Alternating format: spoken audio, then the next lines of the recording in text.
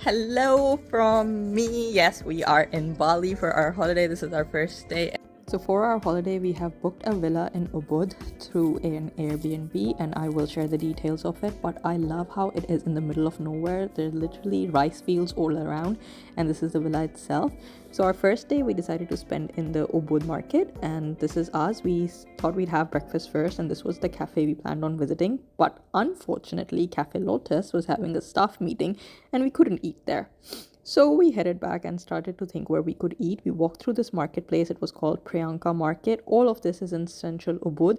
It had all these small little stalls everywhere that you could buy things off, and these pavers were also carved. And we found Alia's name with her favorite character. Then we went to this cafe. It was just on the side of the road, nothing amazing about it, neither the ambience nor the food. And this is Alia doing watermelon sugar high. And then we headed to our first stop, which was the Saraswati temple. This temple is also in central Ubud, and it's a beautiful place, but it took literally 10 minutes to explore it. There was also some construction happening, so it was kind of like an Instagram versus reality situation. Then we went to the Ubud Palace. This was also a little bit crowded, not too bad though, but again, there wasn't a lot of stuff that you could do here. Just spend 10-15 minutes, take lots of good pictures. And then we headed to the Ubud art markets. They had like, this was like 2 levels and a big space where you could get a lot of handicrafts. We were teasing Shanze that we'll get this mask for her. The prices were a little high, but you can bargain. Then we went to this cafe. I'll put the name down below, I forget, but it was all about coconuts, and we got this coconut ice cream served in a coconut. Oh my god, this was delicious and absolutely perfect on a hot day. Just what we needed. Then while walking, we saw this bookstore, and I had to stop by. I even picked up this free book and just explored it a little bit. It's really hard to cross roads, but I crossed the road for this. Then we went to this pottery workshop. You have to pay to take pictures in this place, so we did that, but yeah, just a small place for pictures.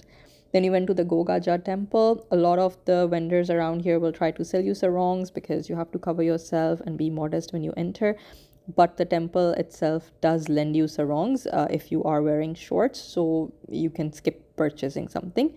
Then there was a ceremony happening here, which we did not want to interrupt, so we quietly stood by and watched it respectfully from a safe distance.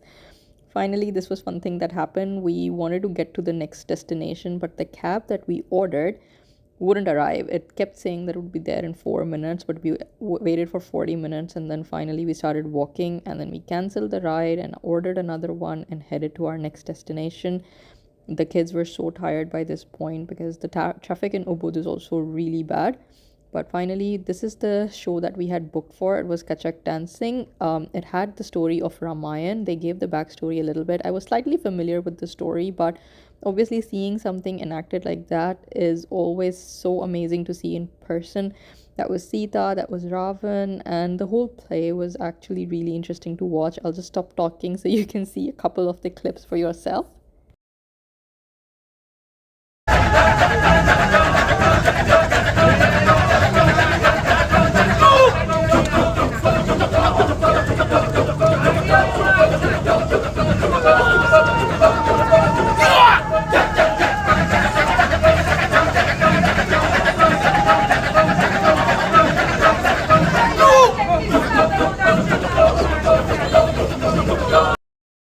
And this was the white monkey Hanuman. That was really a funny character actually, because he went about in the audience and interacted with them and just did some silly little things that got the girls excited, because by this point they were really tired. And this was the finale. This was so powerful. You can watch it.